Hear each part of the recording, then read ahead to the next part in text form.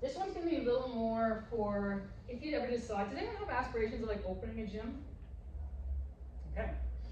Know your numbers. This is honestly like the biggest thing for you. It's like profit equals revenue minus expenses. It's literally that simple. You gotta go into more details, and you don't need to keep an account like all of the numbers because it makes a difference, and you need to remember to include your own salary in there, because if your numbers add up but there's no room for you to get paid, you just have like the worst job ever, because now you've given yourself a job where you literally don't get paid. So know your numbers. I'm not going to go into super details on this, but there's a book called Profit First that if you're interested in starting a business, that would be a good book to read.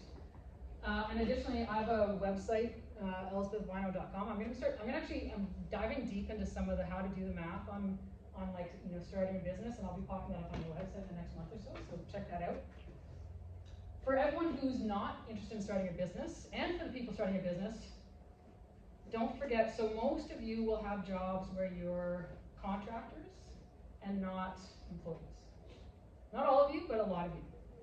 And this is just a caution. This is not really customer service. This is just to make sure that your personal training career isn't awful. When you're a contractor or a small business, you have to withhold your own taxes. And it can be very tempting, and I know this because I've been there, it can be very tempting to see the money in your bank account and think like, oh, okay, I'm doing really well, I have this money. Well, no, about 30% of that belongs to the government. And I can tell you, Canada Revenue Agency is very unkind to small businesses who get behind on their taxes. And it's very common for small business owners and contractors to get behind on their taxes.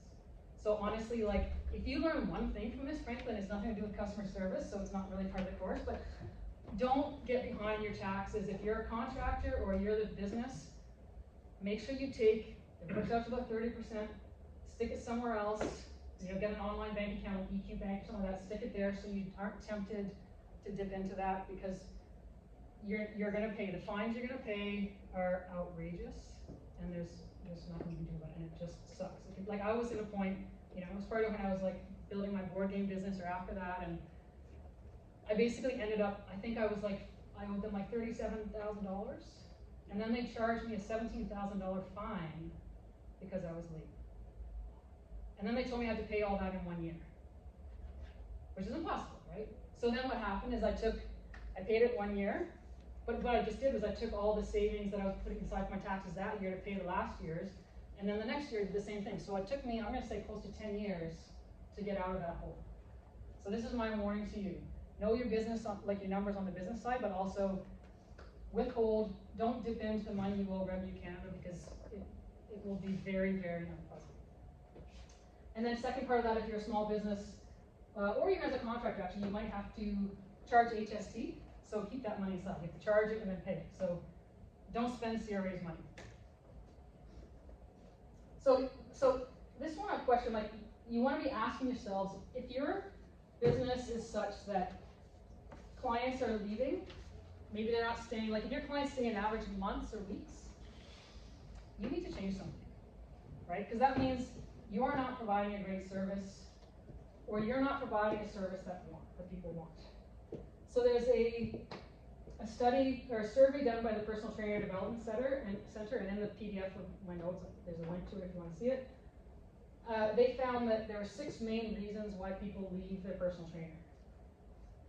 Boredom is the first one, right? So think back to what I said, like that's why we change. That's why we change it up, right? I don't want my clients to be bored.